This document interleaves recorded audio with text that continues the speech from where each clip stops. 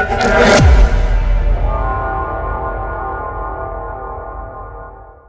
बेचारी बहू।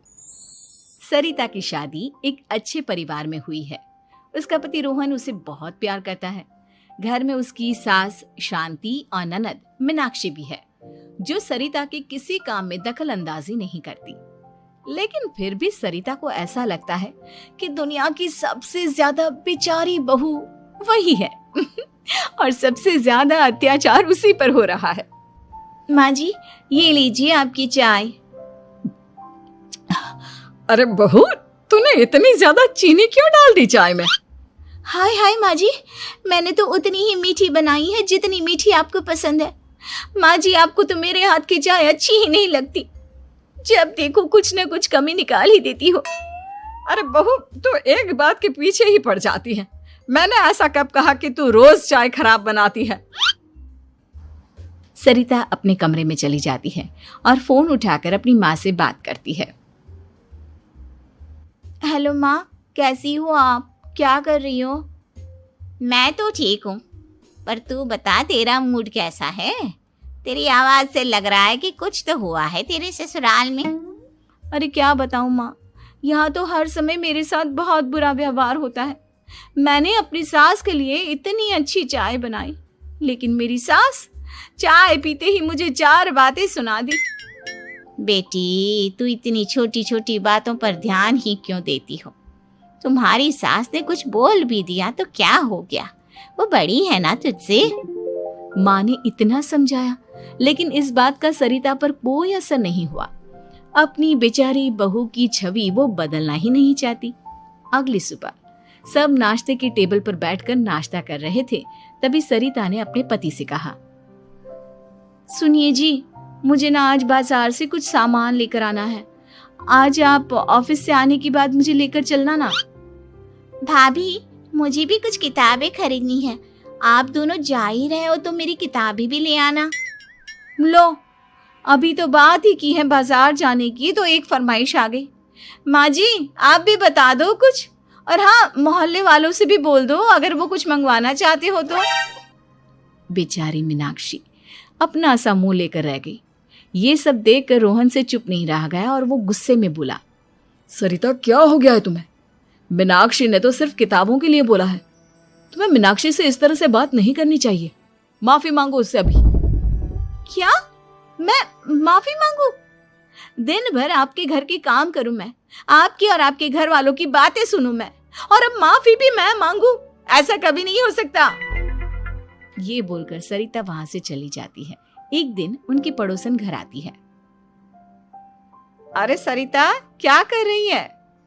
और क्या करूंगी भाभी जी, बस घर का काम ही कर रही हूँ। आप बताओ कैसे आना हुआ? अरे मैं तो तुम्हारा हालचाल पूछने आई थी, लेकिन तुम तो बिजी लग रही हो। कोई बात नहीं, मैं बाद में आ जाऊंगी। और क्या करूं भाभी जी, जब से शादी होकर आई हूँ ना, बस काम ही कर रही हूँ। और इस घर में ना कोई मेरी कदर नहीं करता। पति है जो बस घर से ऑफिस, ऑफिस से घर। ननद को तो कॉलेज से फुर्सत नहीं। बची सास तो उनका सारा समय मेरी गलतियां निकालने में लग जाता है। अरे ये क्या कह रही हो सरिता? तुम्हारी सास तो पूरे मोहल्ले में तुम्हारी तारीफ करती फिरती है कि तुम बहुत अच्छी हो, पूरा घर तुम्ही ने संभाल रखा है। हाँ तो क्या हुआ, इसमें गलत क्या कहती है? सच्ची तो कहती है। मेरी मर्जी के बिना इस घर का पत्ता भी नहीं हिलता। शाम को जब रोहन घर आया तो उसने सबसे कहा, कल हम सबको मौसी जी के घर जाना है। उनकी बेटी की शादी है। सब अपनी अपनी पैकिंग कर लो, सुबह होते ही निकल जाएंगे। और सरिता, तुम कान खोलकर सुन लो, वहां जाकर किसी की बुराई भलाई शुरू मत कर देना, नहीं तो मुझसे बुरा कोई नहीं होगा। हाय हाय जी, आप तो ऐसे कह रहे हो जैसे मैं सुबह शाम सबकी बुराई करती फिरती हूँ। आज तक कोई कह नहीं सकता कि मैंने किसी की पीठ पीछे किसी के बारे में कोई बुरी बात बोली हो तो। अरे बस बहू, बात को और ज्यादा आगे मत बढ़ा। हमें सब पता है तू हमारे साथ क्या व्यवहार करती है।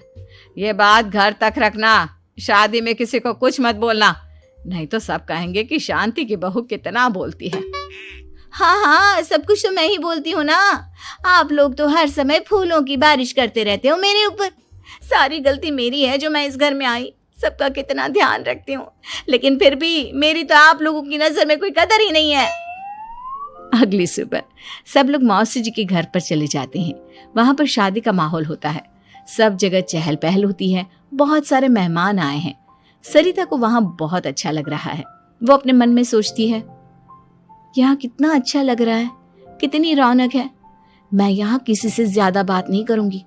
अगर मेरे मुंह से कुछ ऐसा वैसा निकल गया तो रोहन जी तो मुझसे गुस्सा हो जाएंगी।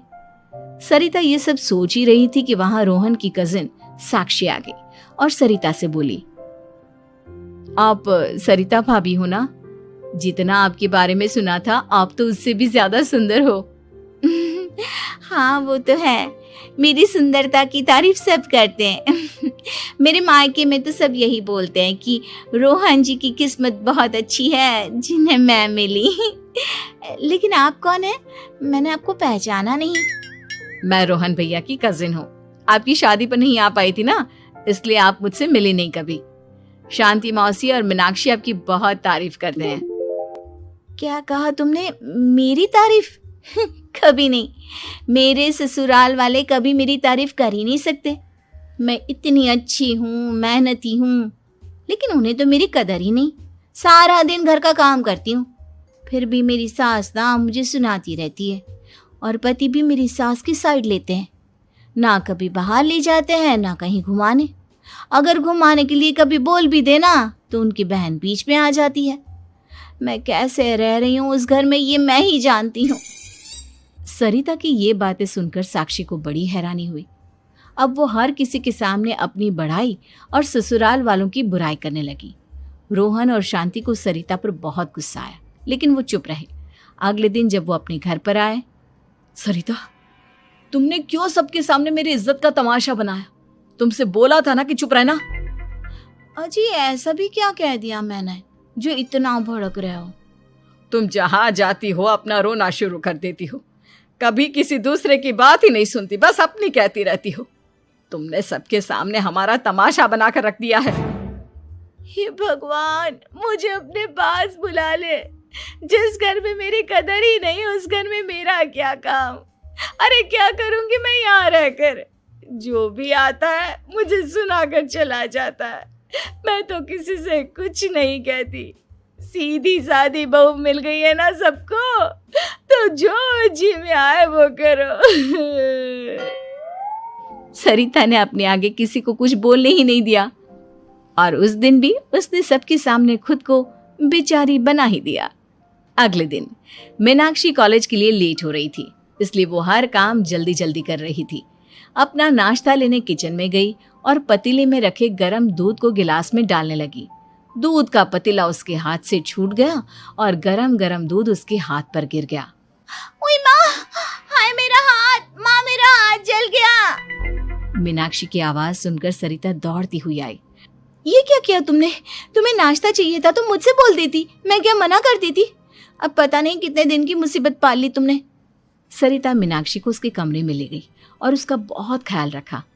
उसका इस तरह से ख्याल रखना शांति और रोहन को थोड़ा अजीब लगा। माँ, सरिता के दिमाग का भी कुछ पता नहीं। कल शादी में सबको इतना कुछ बोल कर आई है हमारे बारे में, और अब मीनाक्षी की कितनी अच्छी देखभाल कर रही है। ये ऐसा क्यों करती है? बेटा, तेरी बीवी की ना आदत हो गई है सबके सामने खुद को बेचारी दिखाने की, और आदत इतनी जल्दी नहीं बदलती। जब ये बोलना शुरू करती है तो रुकने का नाम ही नहीं लेती, इसलिए इसे पता ही नहीं चलता कि ये किसके सामने क्या बोली जा रही है। लेकिन दिल की बहुत अच्छी है। हमें भी अपना दिल बड़ा करके ये जैसी है इसे स्वीकार करना चाहिए।